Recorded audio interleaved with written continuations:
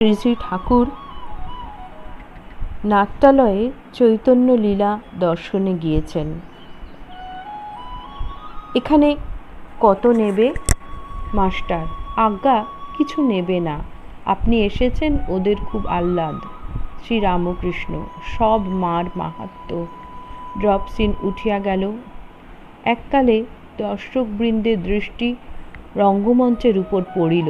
প্রথমে পাপ আর ছয় রিপুর সভা, তারপর বনপথে বিবেক বৈরাগ্য ভক্তির কথাবার্তা।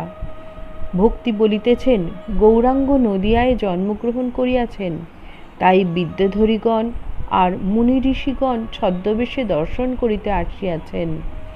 ধন্য ধরা নদিয়ায় এলো গোরা, দেখো দেখো না বিমানে বিদ্যাধরীগণে আসিতেছে হরি দর্শনে।